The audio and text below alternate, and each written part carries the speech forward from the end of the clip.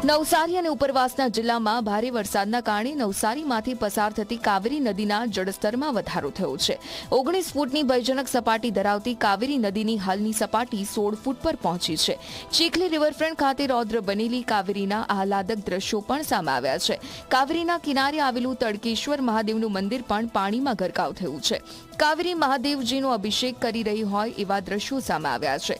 સાથે 15 ગામડાઓને એલર્ટ કરાયા છે। બિલીમોરાના નીચાણવાળા વિસ્તારના લોકોને સાવચેત રહેવા સૂચના આપવામાં આવી છે।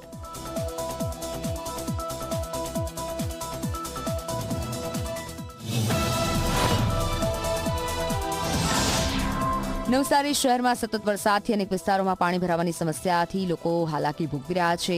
વેજલપુરની શાકભાજી માર્કેટ વિસ્તારમાં ડ્રેનેજનું દૂષિત પાણી બેક મારતા અને વરસાદી પાણી રહેવાના કારણે વિસ્તારમાં ઘૂંટણસમાં પાણી ભરાવાથી લોકોને મુશ્કેલી વધી છે। અહીંથી ડ્રેનેજની મુખ્ય લાઇન પસાર થાય છે, જેના કારણે વારંવાર આ સમસ્યા સામે આવે છે। અનેકવાર રજૂઆત કરવા છતાં સમાધાન ન આવતા સ્થાનિકોમાં રોષ છે।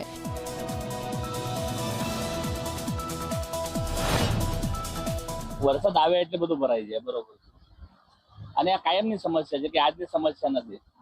પછી જે આવશે પછી વરસાદ બંધ થઈ જાય પછી આવશે જો કાઉથી પાણી ભરાઈ ગયું, બરોબર, પછી વરસાદ જતો રહે, પાણી જતું રહે, જતા રહે, એનો કઈ નિકાલ થાય નહીં। અમને તો કઈ દેખાતું નથી, ખબર નહીં ભગવાન જાણે કા થતી છે નહીં થતી છે એમ કરીને, કે અમને જો લાગતું તો નથી। હવે તો આવે એટલે 2 દિવસમાં પાણી ભરાઈ જાય, પછી આવશે કેટલું ભરાઈ ગયું, શું ભરાઈ ગયું, એવી રીતના ચાલ્યા કરે। સફાઈ થઈ જાય, હવે આવે છે થોડું ઘણું કરે છે, લોકોને જેમ ગમે એવું લાગે બહુ ગંદકી થઈ ગઈ તો કરી નાખે છે।